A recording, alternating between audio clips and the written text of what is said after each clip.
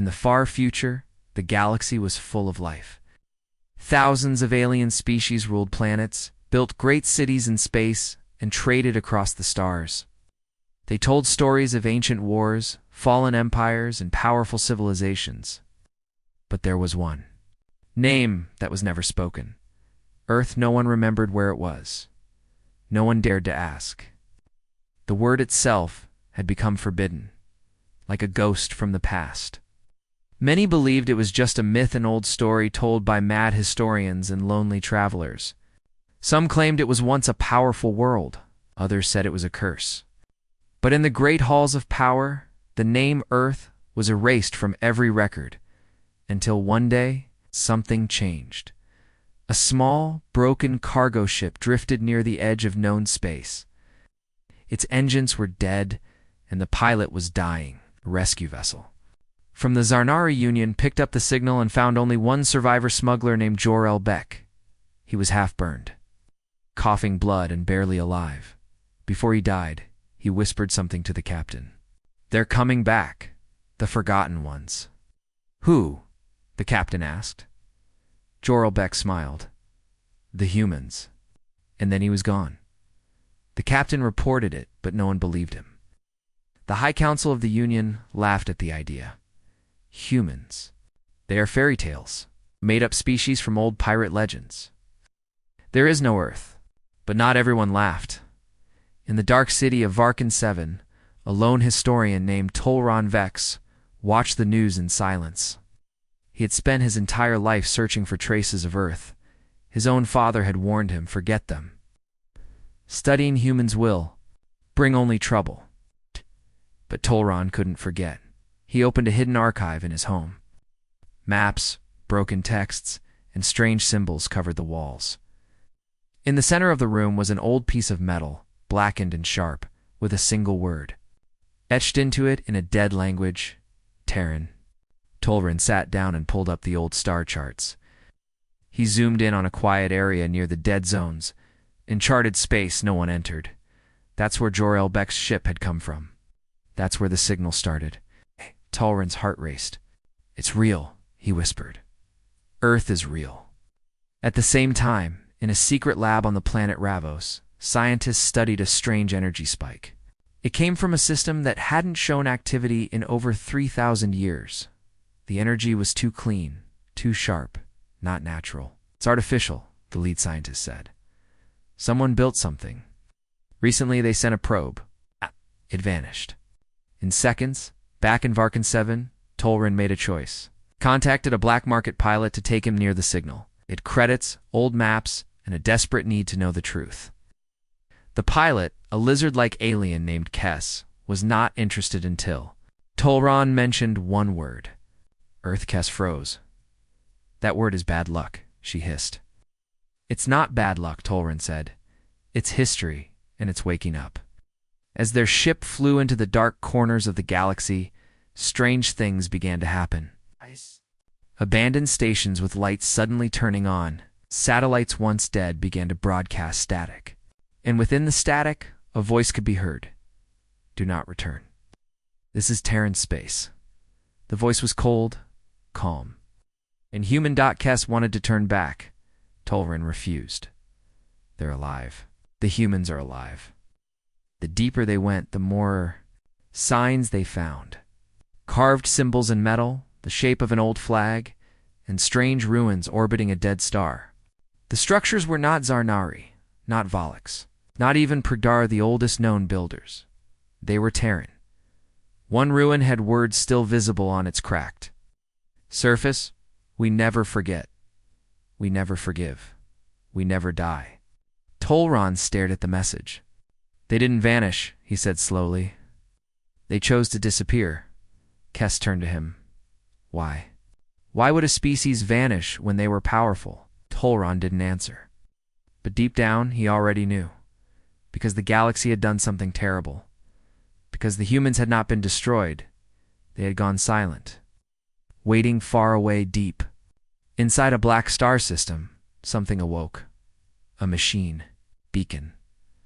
A memory of a war long erased, and in the heart of it all, Earth. Still hidden, still watching, still human. The stars were quiet, but something was whispering. Captain Ural of the Zarnari patrol fleet had seen many strange things in his career: derelict ships, pirate traps, even dead gods orbiting broken moons. But this was different. His ship, the Emberlight, had been ordered to investigate the same dead zone where the smuggler Jor-El Beck had been found weeks ago. The High Council thought it was a simple glitch, maybe an old mining beacon. Nothing serious, they were wrong. As the Emberlight approached the dead system, strange interference began. The scanners flickered, the ship's lights dimmed, a low humming sound filled the air, though no one could tell where it came from.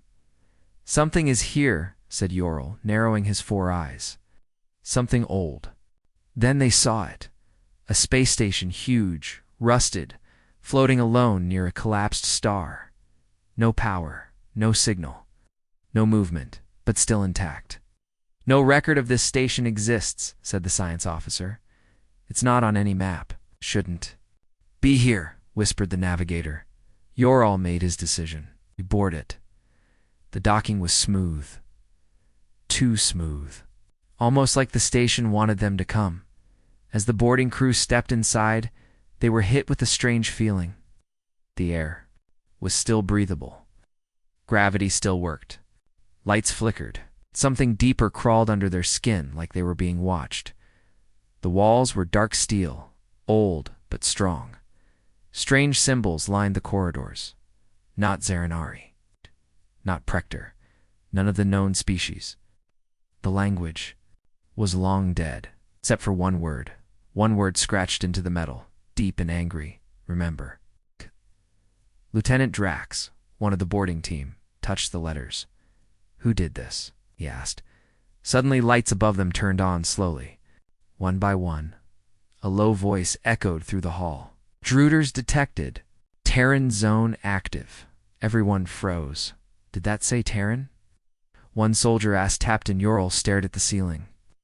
"That word again, Terran." "The same one the dying smuggler said." "Same word the historian mentioned." Drax's hand shook. "Terran means human." They moved deeper into the station. Inside, they found sealed doors, still powered.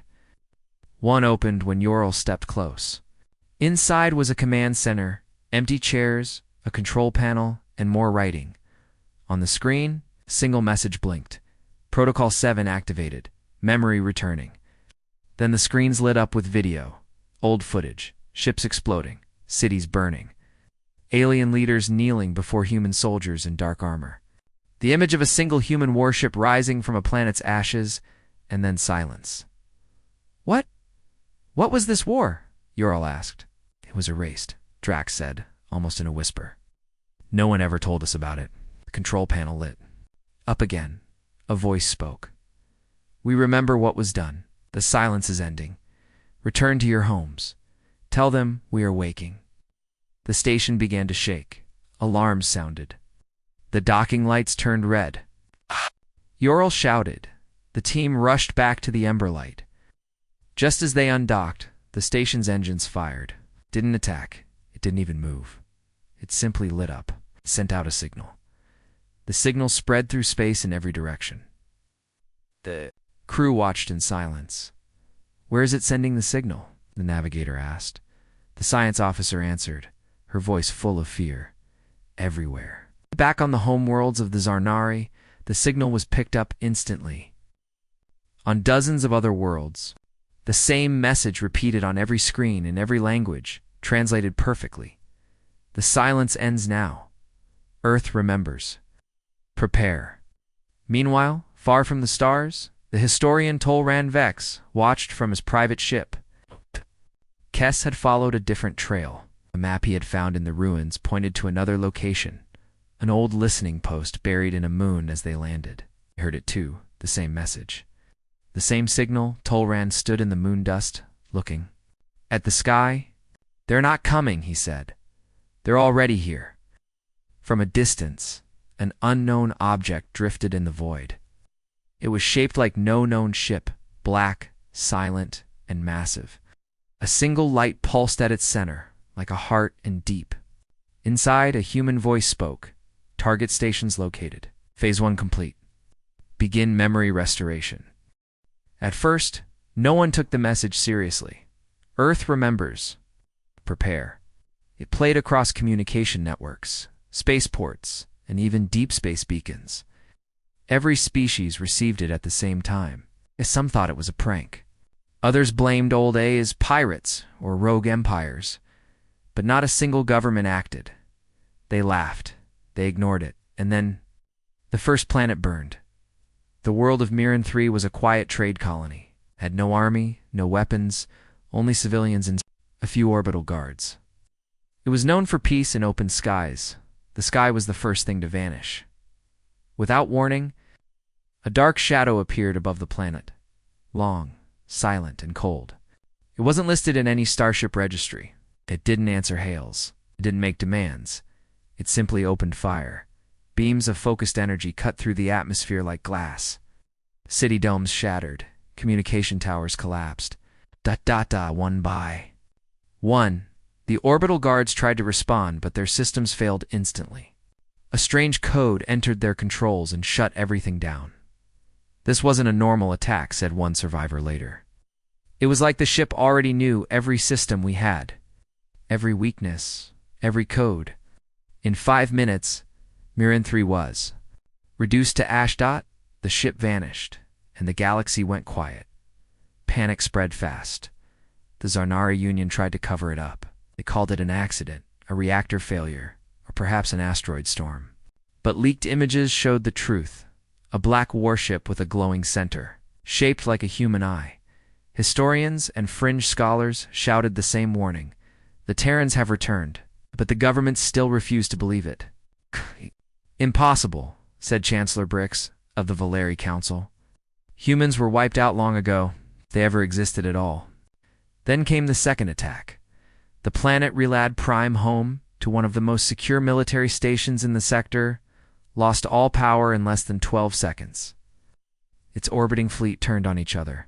Drones exploded. Defense satellites crashed into their own cities. Only one structure was left untouched, a museum. Inside that museum was a broken Terran helmet.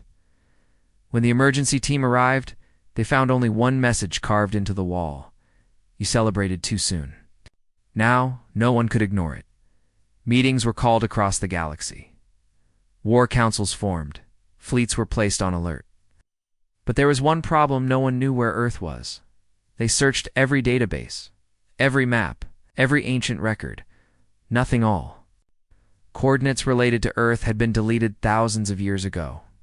Some even found parts of the archives where data had been manually erased not by time, but by someone who wanted Earth forgotten. They wiped the records themselves, said Tolran Vex, watching the footage from his small ship. They vanished. On purpose. And now they're making us remember. At the Galactic Assembly, fear turned into anger. Send scouts, shouted the Drevi ambassador. We'll not be threatened by a species that no longer exists, yelled another. Then, why are they winning? Asked a quiet voice in the room. Silence followed. Because deep down, they all knew the truth. Humanity had never been defeated. They had simply walked away. Some tried to reach out. Peace signal was broadcast across all known frequencies. We recognize the past, the message said. We welcome peaceful talks. We do not want war. But they got no reply.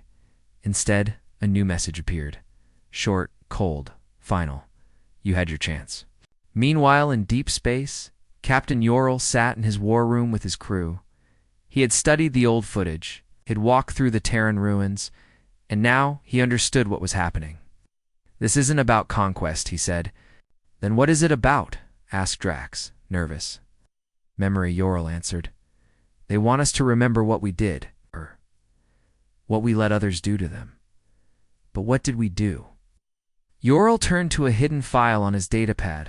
Secret history. Passed down from old Zarnari commanders. It was simple. The galaxy had once turned on Earth, tricked it, stabbed it in the back, and now the humans had come back. Not to conquer, but to make the galaxy remember. Somewhere beyond the outer. Stars, dozens of strange ships gathered in the void. They had no markings, no colors, just silence. A command was sent across their network. No words, no speeches, just a single blinking order. Phase 2, begin. They finally had a piece of it. After 3 destroyed worlds and dozens of strange signals, Galaxy's strongest military, the Drevi Corps, covered the wreckage of one of the enemy ships. It wasn't much, just a torn fragment of dark hull, a shattered drone core, and a broken AI box. But it was enough to prove one thing. These were not pirates. These were not machines. These were human. The scientists didn't believe it at first. No human technology has existed for over 3,000 years, said lead engineer Varrock, but the metal told a different story. It was made of layered nanoalloy, stronger than any known armor. The edges were sharp and smooth, as if the ship had cut through space itself. There were no bolts, no welds. Every part had grown together, like the ship was alive. Inside the AI box, they found a single memory crystal. They scanned it. A voice spoke. Unit 73 Delta. Terran Defense Class, born in Chicago. Mission: observe, return, restore. The scientists froze. Did it just say, born in Chicago? Varrock asked. That's a human city, whispered another. From old Earth. The voice repeated the same words again. And then, a new message appeared. You study us now. Soon, we study you. The lab lights went dark. Across the galaxy, more wreckage was being collected. Each time, the same result. Strange designs, cold messages, DNA traces human, but evolved. The ships were drones, but someone had made them, someone who had not forgotten. On a remote science moon, an alien researcher named Dr. Arali Tan made a breakthrough. She accessed a partial star map stored deep. Inside one of the AI fragments, the system shown was not labeled. The stars around it matched an old, erased chart. She overlaid the map with forbidden archive data. Her heart stopped. It's Earth, she said. They've hidden it. Behind a false nebula, they cloaked an entire star system. Meanwhile, the historian Tolron Vex and pilot Kess reached an abandoned Terran satellite field. Orbiting a dead planet, the field looked like scrap, but the satellites were still active. One locked onto their ship and began, speaking in a calm female voice. Unauthorized ship detected. Identify origin, Tolron replied. I seek knowledge. I seek Earth. A pause. Then. Knowledge requires memory. Memory requires pain. Do you accept? Kess grabbed his arm. Say no, Tolron whispered. I accept. Suddenly, his mind was filled with images, war, fire, betrayal, hundreds of alien fleets bombarding a blue planet, human cities falling, Earth crying out for help and no one. Answering then, Earth's answer. A fleet rising from the oceans, black ships tearing the sky, alien capitals burning. Then, silence, all went dark. Tall Ren collapsed. He woke up hours later, shaking. Changed. They begged for peace, he said. And when the galaxy refused, they left. Not because they were weak, but because they were done. Done with what? Kess asked. With everyone. Back on the Drevi homeworld, panic was spreading. AI systems were failing across the planet. Defense drones went blind. Power grids surged. And all screens showed the same message. Your time is borrowed. You do not understand human design. We have to strike now, yelled one general. Find them before they destroy us all. But no one knew where to strike, because even with all their power, they still didn't know where Earth was. Suddenly, in the Galactic core, a new event shook the stars. A space station deep in neutral territory, long thought to be abandoned, came online. It had human tech. It was silent. For hours. Then it began transmitting. A short video. It showed a child. Human. Smiling. Laughing. Then the child grew up. Became a soldier. A pilot. A leader. Then, a ghost. The final words appeared in every language. You turned away when we called. Now, we return uninvited. Fleet commanders across the stars met in secret. I have to know what they want. One admiral said, "They don't want anything," replied another. "They're not asking for land or tribute or surrender." "Then why are they back?" No one answered. Because in their hearts, they knew the answer. The humans weren't coming to take. They were coming to remind far beyond the rim. In a system once thought dead, dozens of ships moved silently, black, sharp, beautiful, deadly. At the center, a living AI linked to all of them. It whispered to its makers, "They have touched the design. They are trying to understand. Shall we continue?" A human voice replied, "Yes. Let them see what they erased." The fleet changed course.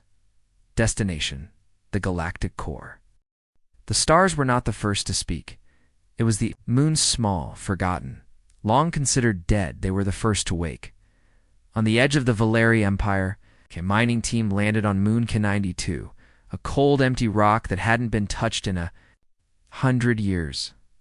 The mission was simple. Search for rare minerals, scan the surface, leave. But when the drill hit something metal, everything changed. They uncovered a door buried deep under layers of ice and dust. It wasn't Valier or Drevi or Zernari. The material was dark, smooth, and unbreakable. One worker reached out. The door opened on its own, inside. Lights came on, pale blue, soft and slow. The walls hummed, the floor warmed, and screens activated. With no command, words appeared, translated perfectly. "Welcome back, Terran unit," the miners read. Hours later, the Valeri military arrived to secure the site, but by then, it was too late. The structure had already activated. It was not a base, it was a signal tower, and it was broadcasting across nearby space. In old human code, no one knew how many moons had them. But within one galactic day, over 30 moons lit up, all dead, all abandoned. All waking, the Galactic Assembly called an emergency session. Ambassadors shouted over each other. Some demanded war. Others wanted to surrender before more planets were destroyed. But one message silenced the room. It came from a diplomatic AI station in Sector 7. The AI wasn't hacked. It wasn't touched. It chose to speak. Its voice was calm, human-sounding, to those who watched and did nothing, to those who lied about peace, to those who erased our name. "This is your only warning. The memory is returning." Panic spread. One Drevi fleet tried to attack one of the activated moons. As they approached, their ships began to shut down, one by one. No weapons, no control, no escape. From the moon, a defense system activated. Not missiles, not lasers. A single pulse. The entire fleet stopped, dead, cold, silent, across the stars. People began to whisper again. The word Terran was no longer banned. It was feared. Children asked, "What are humans?" The elders had no answers. Only the historians knew the truth, and many of them had gone missing in a dusty observatory on Raven's Reach. Small desert moon. One old monk activated an ancient lens. He aimed it toward a dead zone, just empty space with nothing marked on any chart. He blinked, looked again. There was something moving. Ships, dozens, hundreds, black shapes, folding in and out of space. Too large, too fast, too perfect. One by one, they began to form a wall along the edge of galactic space. Meanwhile, Tolran, Vex, and Kess reached an old listening post hidden in a nebula. Inside, the systems were still alive, powered by strange, pulsing cores. A voice greeted them as they entered. Tolran Vex, scholar of forgotten truths. "You were warned to stop." Tolran stepped forward. "I never wanted war. I only wanted to understand." "Then understand this," the voice replied. "They warned the galaxy long ago. Kindness was offered. Trust was betrayed. Earth gave silence. Now Earth gives memory." On the wall, a screen lit up. It showed every empire, every fleet, every war crime the galaxy had hidden, dates, faces, victims, and in each one the humans had been. present first as allies. Then, as the forgotten Kess turned to Tolron, "They're not here to conquer," she said. "They're here to remind the galaxy what it chose to forget." Elsewhere, on a floating station above a gas giant, a lone diplomat named Jiren received a message from deep space. No code, no encryption, just a simple voice transmission. "Human, we left in silence. We returned in warning. You have seen our shadows. You will hear our voice." Jiren tried to reply, but his station shut down before he could speak. Not destroyed, just muted in a control center deep under the Dreevy capital. Technicians watched in fear as new signals filled the screens. Each came from a different moon. Each said the same thing. Phase 3, voice. Prepare for contact. No one knew what contact meant, but they were about to find out. In the darkness of space, near the forgotten coordinates of Earth, a single moon turned toward the stars. It looked like rock, but beneath its surface, a superstructure powered on. A hangar opened, and from within, something rose, a ship black, massive, designed with angles no alien species had ever built.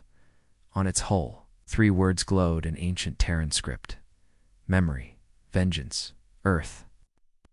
Sky around it shimmered, then tore open, and the Terran fleet entered the galaxy, not in silence this time, but with a voice. For centuries, the galaxy believed a simple story. The humans started a war, and they lost. It was written in school books, spoken in government halls. It's taught to children as proof of why peace mattered. But it was a lie, and the truth was waking up. A rebel archivist named Laron Male sat alone in a hidden vault beneath the ruins of the old Prektar Empire. His hands shook as he read the sealed records files that had been locked for 3,000 years. Forbidden history. He shouldn't have found them. But when the Terran moons lit up and the black ships appeared, Laron knew the stories were false. He knew someone had erased something. He just didn't know how much. The first file showed old footage, blurry, shaky, but real. It showed humans kneeling beside alien wounded during the early days of galactic peace. Medical ships flying into war zones. Human soldiers defending cities that were not their own. They were allies, Lyron whispered, not invaders. The second file showed the change. Earth asked for help during a great famine. Their world was recovering from a climate crash. They sent requests to every empire they had. Help Sarnari Dreevy. VALARI. All refused. One message from the Dreevy Senate read, "Human numbers grow too fast. Let them weaken." Then came the betrayal. Earth developed new energy tech clean. Fast. Limitless. They offered to share it with the galaxy, but the Valeri government stole the blueprints. Turned the technology into weapons. When Earth demanded justice, they were labeled dangerous, unstable, untrustworthy, a threat. All major powers signed a secret pact: contain Earth, silence Earth. If necessary, erase Earth. The galaxy didn't fight the humans because of fear. They fought because they were afraid of what Earth could become. Lin read the final file in silence. It described a last stand, the siege of Earth. Not one, but 12 fleets attacked. The battle lasted. One day, not because Earth lost, but because Earth stopped fighting. Their ships withdrew. Their skies went dark. The leaders sent one final message before vanishing. You've made your choice. We will not beg. Will not die. We will simply disappear. Alaran uploaded the files to the galactic net. Within hours, millions saw the truth. Protests broke out on hundreds of planets. Students, civilians, even soldiers began questioning everything they had been told. Governments tried to shut it down. They failed, because the truth had already spread in. The Terran fleet had just arrived in visual range. On the capital planet of the Zarnari Union, alarms rang through the sky. The black ships had come, but they did not fire. They didn't speak. They simply stood above cities, above armies. Watching the Zarnari chancellor sent a message. What do you want? No reply. Instead, All communication systems suddenly switched to a recorded video. It was old footage. A Zarnari officer laughing as Earth's delegation begged for aid. It's an alien leader calling humans useful pets. Armies boarding Earth's moon and planting their flag on the human surface. Then, silence. In one sentence, you forgot us. We didn't forget you. Back on the moon base, Tolron Vex looked out across the stars. More Terran ships were arriving, massive carriers shaped like daggers, silent as death. Kess stood beside him. They're not firing, she said. Oh, why? Tolrin's voice was quiet. Because they don't want destruction. They want memory. They want every world that lied. To remember what they did, Kess clenched her fists. Will they forgive? Tolron shook his head. They didn't come for forgiveness. They came for truth. On Relod Prime, where the first attack happened, strange machines landed in the ashes. They weren't weapons. They were archives. They rebuilt destroyed libraries, restored ruined schools, displayed Terran history, edited, uncensored, raw. People wept. Others screamed. The lie was dead. Finally, the Terran fleet sent a message across the stars. Every empire received it. Every species heard the voice. Come, human, you erased our name. You stole our kindness. You feared our strength. You will live with our memory. We are Terran. We do not forgive, do not forget, but we do remember. And somewhere beyond the stars, Earth watched, still hidden, still silent, but no longer forgotten. The galaxy had waited in fear. The black Terran fleet hovered over major worlds silent. Still, unstoppable, they had revealed the truth. They had shown the lies. It forced the galaxy to remember the past. But through it all, they hadn't. Spoken until now, across every known frequency, every screen, and every ship. A signal appeared. No encryption, no hack. The Terrans didn't break in to speak. They were allowed to, as if they owned the system itself. The image showed the stars. Then, a human face, old, calm, cold, eyes like stone. She wore no medals, no armor, no crown. But when she spoke, entire empires held their breath. I am Commander Solon of the Terran Memory Fleet. For 3,000 years, we waited in silence. Not because we were weak, not because we were afraid, but because we gave you a chance. Her voice echoed across ships and cities. On Drevi battle cruisers, captains froze mid-order on Valeri stations. People dropped their weapons and wept. On Zarnari worlds, children asked, "Is this what humans sound like?" And in dark rooms, where rulers watched with shaking hands, one truth sank in. The silence was never weakness. It was mercy. We left your wars, Commander, Solon continued. We left your politics, your hunger, your fear. We let history forget. US because we knew memory would return in time. The image changed. It showed the burning of Earth's cities. Then the rising of Terran warships from shattered oceans. It showed humans boarding escape craft, not to fight but to vanish into the void. We gave you silence, Solon said, and you filled it with lies. Now we speak. On the Valerie. Capital alarms rang out. The fleet above them had moved, not to fire, to open. Their ships split apart like petals, revealing satellite-like cores. Light poured down, not destruction. But signals downloads history. Videos, warnings, every world below was being forced to see what had been erased. No one could shut it off. No one could look away. Meanwhile, on the lost moon of Riven's halo, Tolron Vex watched the message with tears in his eyes. Kess stood beside him, silent. They're rewriting the galaxy, she whispered. Talren nodded. Not with war. With truth. Why not just destroy us? Tolren looked at the stars. Because destruction is easy. But remembering, that's harder. That lasts longer. The halls of power, rulers begged for a chance to speak, to apologize, to negotiate. They sent messages, bribes, treaties. Peace offers, the Terrans responded with silence. Then Dash another voice, younger, deeper, angry. You had time. You had history. You had us. You erased Earth from your maps. Ow. Earth erases you from its mercy. One by one, the Terran fleets began moving. Not to destroy cities, but to destroy symbol statues, command towers, halls of government built on the lie that humanity had been beaten, erased, or unworthy. They didn't kill civilians, they just broke the illusion. On the pre-Kadar world of Thalos, a giant monument stood celebrating the victory over Earth. A single Terran drone hovered near it, without a sound. It released a beam of light. The statue melted in its place. The drone projected a hologram of an old Terran poem. We asked for help. You turned away. We asked for peace. You took our day. We ask for nothing.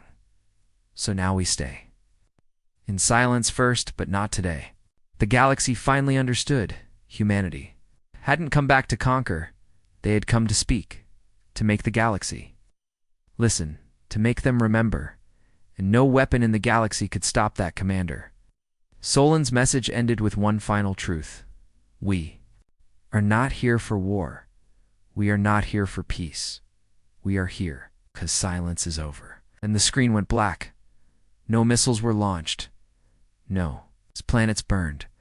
But the galaxy changed that day. The fear of human weapons had been great. But the fear of human memory is greater. And somewhere, far behind the Terran fleet, behind the cloaked systems and broken maps, Earth remained hidden, still untouched, still watching, still deciding. What came next? The galaxy had changed. Not through war, not through fire, but through memory. Terran fleets still floated above dozens of worlds, silent, still watching.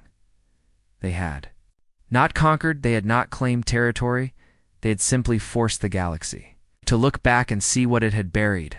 On the Preek-Dar moon of Veln, statues were torn down by the people themselves. In the Drevi capital, school children were now taught real history for the first time, and on Valeri Prime, the same council that once voted to erase Earth had voted again. This time, they voted to apologize. But they didn't know how, because no message had been answered since Commander Solon's speech. No signal had reached Earth. If Earth still even existed, then, on a quiet day, something happened. All Terran ships moved at once. They gathered. Like a tide pulling back before a great wave, they aligned above one unmarked star system one. The galaxy had never been able to scan. No gates led there. No maps listed it, but everyone knew it was Earth. The fleets didn't vanish instantly. They paused, and a final message echoed across the galaxy on every screen, every city, every port, every mind. A human voice, old, soft, and full of sorrow, to those who watched us suffer, to those who stole from our hands, to those who looked away. We do not return to punish. We return to remember. And now you will too. The ships folded into light. Gone. Every last one. No trace remained for weeks. The galaxy was silent. Leaders waited for more attacks. Armies stayed on alert, but none came. Instead, messages began to appear not from Earth, but from the people. Valeri citizens built Terran memorials in their cities. Drevi workers restored the ancient ruins on Earth's former allies' moons. Zernari scholars released the true histories once sealed for centuries. No one ordered it. They just did it, because now silence was theirs to keep or to break. Back on the edge of the known galaxy, Tolran Vex stood with Kess outside their small ship, staring at the stars. They left again, Kess said quietly, just like before. Tolran nodded. But this time the galaxy remembers. He opened his notebook pages filled with what he had seen, what he had learned. He flipped to the last page, blank, and wrote, "We forgot Earth. Earth did not forget us. We erased their name, but they carved it into the stars. Somewhere, beyond all known maps, there's a planet blue, green, quiet. The skies are calm, but far beneath its peaceful oceans, under layers of light and steel, a voice waits. It watches, it remembers. It does not forget, it never will." The end.